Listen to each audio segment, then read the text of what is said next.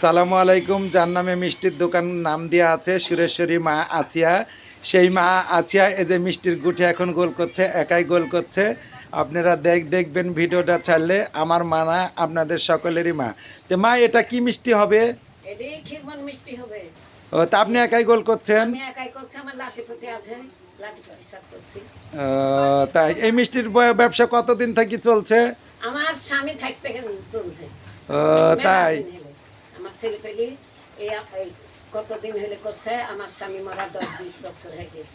তো এই মিষ্টির গুঠি কাটে, ছানা ফ্যাট দেখলে কে দেয়? আমার লাঠিরা দেয়।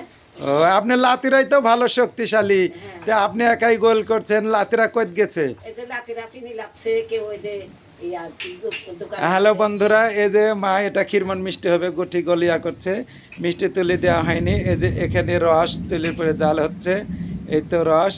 আর ওই যে ওই পাশে যে হাসিলে দেখেন সীমা আপা ওই যে রান্না করছে।